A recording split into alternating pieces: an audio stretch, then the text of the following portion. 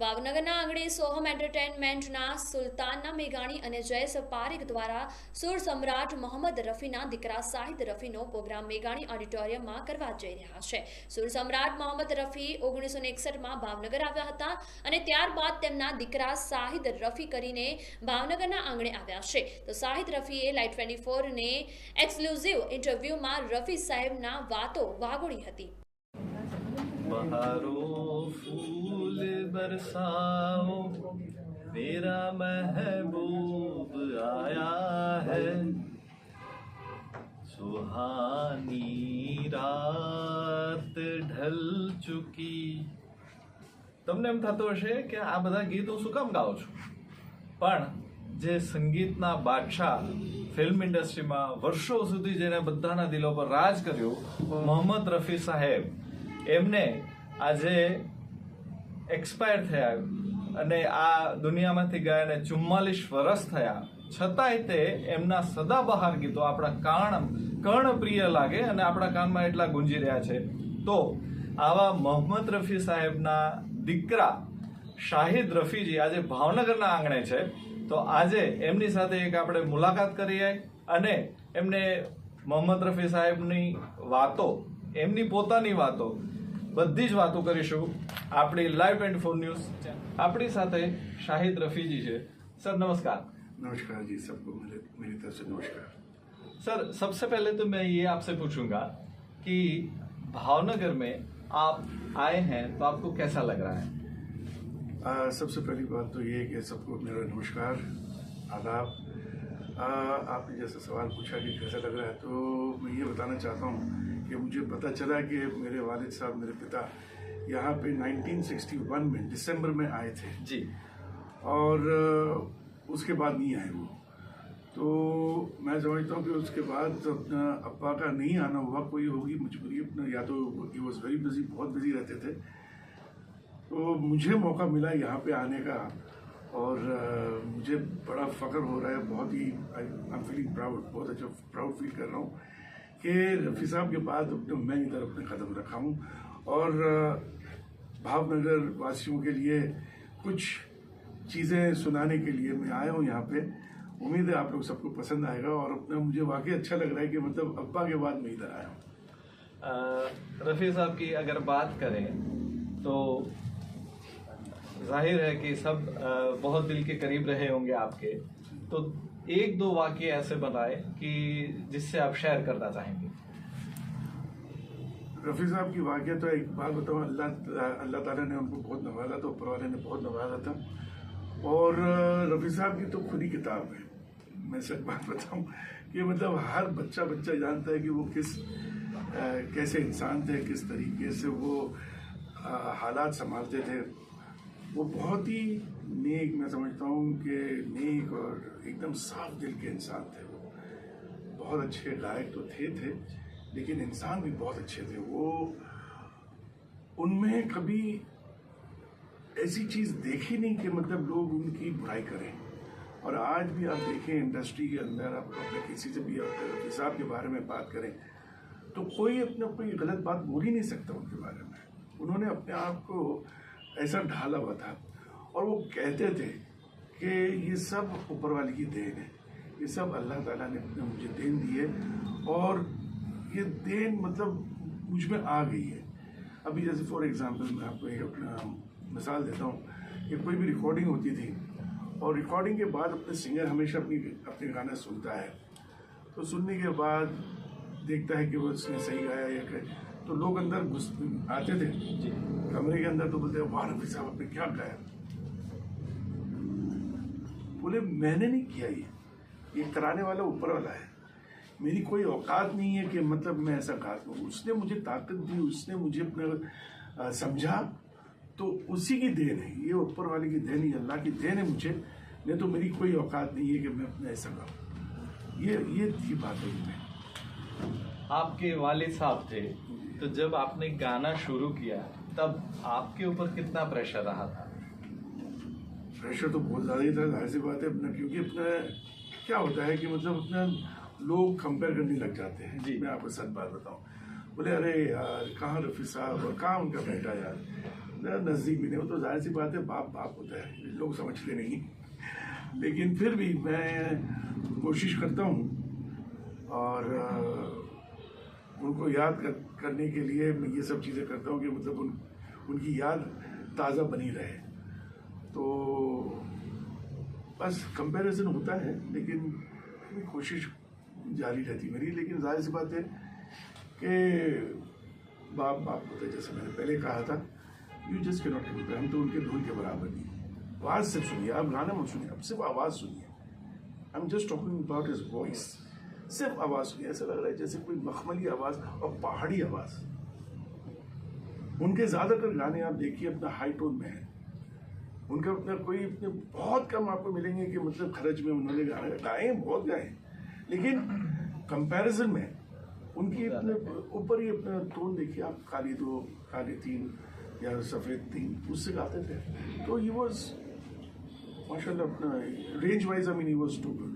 अच्छा, मैंने सुना है जब उनका देहांत हुआ था तो शम्मी कपूर साहब को ये बताया गया था कि तुम्हारी आवाज़ चली गई। जी हाँ, ये तो सुना था मैंने कि शम्मी अंकल ने खुद ने कहा था कि वो शायद वृंदावन में थे और उस वक्त अपने रिक्शे में जा रहे थे, तो किसी ने बोला कि शम्मी जी आपकी तो आवाज़ चली गई। तो बोले कि मैं तो अभी अपना भजन गा के आ रहा हूँ, तो मेरी आवाज़ तो अपना बाकायदा है, बराबर है, कोई नहीं। कौन बोले तुमको मेरी आवाज़ गई? मैं तो बात कर रहा हूँ तुम्हारे से। बोले नहीं, आपकी आवाज़ चली गई, रफ़ी साहब का इंतकाल हो गया।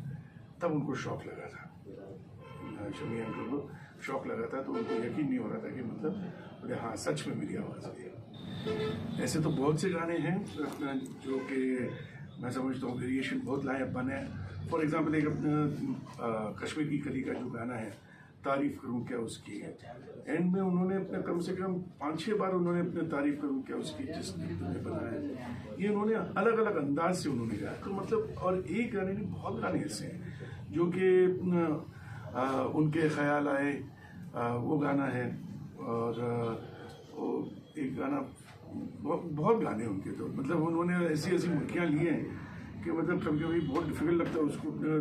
हाँ, लोग उसको क्या करते हैं, कभी कभी सीधा गा लेते हैं, मतलब अपने जाहिर सी बातें नहीं कर पाते तो उसको सीधा, तो दैट इज है, वो देन थी ऊपर वाली की। अच्छा, ये बात हुई इंडस्ट्री की। मैं मोहम्मद रफ़ी साहब की, जैसे घर में एक पिता होता है, तो आप 4 भाई बहन थे, तो मतलब कभी घर पे आए और किसी को डांट दिया, शैतानी कर रहा है कोई, आपके भाई और आपकी बहन, तो ऐसा था? 4 भाई बहन नहीं थे। अभी मैं आपको बता देता हूँ कि अब्बा से पूछा जाता था कि रफ़ी साहब आपके कितने बच्चे हैं, तो अब्बा बोलते थे अच्छा संगीत में सुर कितने हैं, तो बोले 7 होते हैं।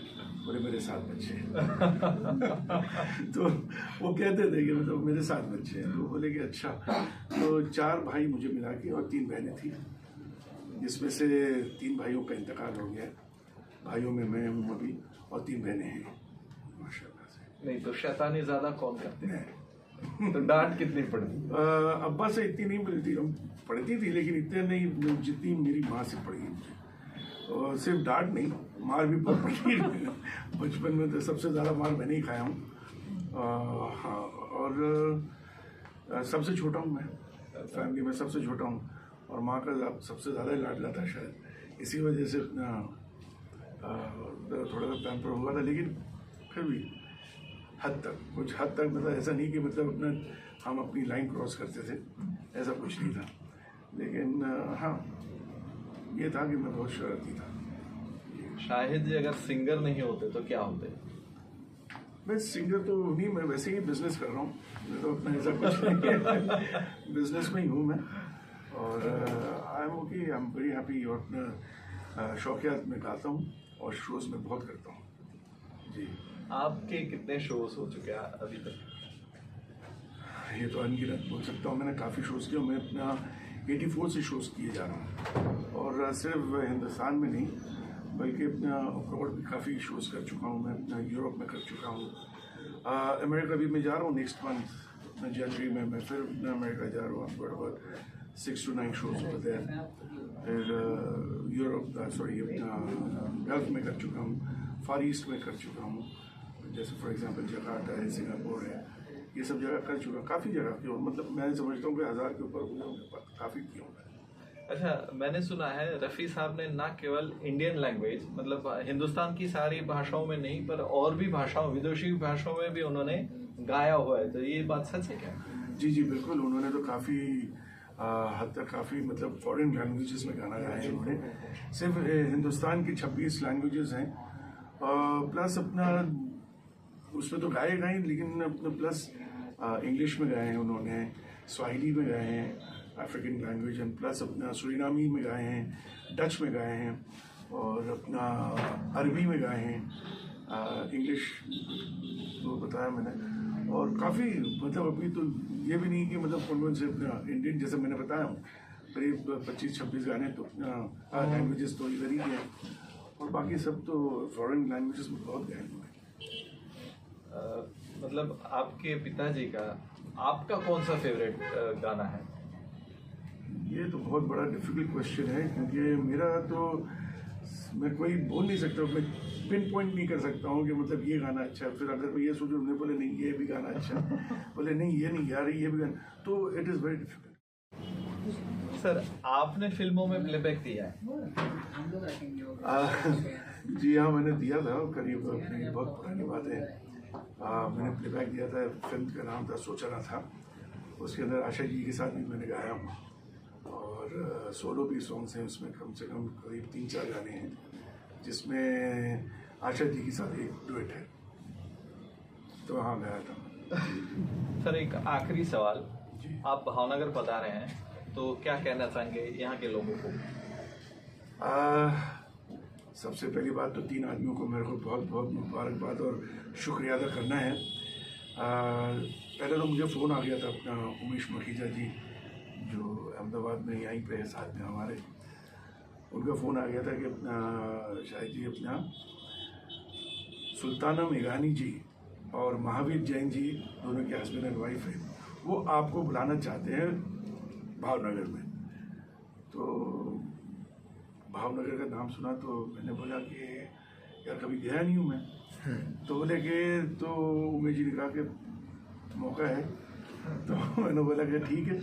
तो फिर मैंने कुछ काफ़ी चीज़ें छानबीन की, तो जब मालूम पड़ा कि अब्बा इधर 1961 में दिसंबर में आए थे, तब मैंने बोला कि यार प्लीज़ कर लो, हाँ कर लो। तो मैं शुक्रिया अदा करता हूँ उमेश जी का, सुल्ताना मेघानी जी का, महावीर जैन जी का, कि उन्होंने मुझे यहाँ पे बुलाया। बहुत बहुत शुक्रिया, थैंक यू। સિદ્ધાર્થ ગોગારી સાથે હિરેન બાયાણી, લાઈવ 24 ન્યૂઝ, ભાવનગર।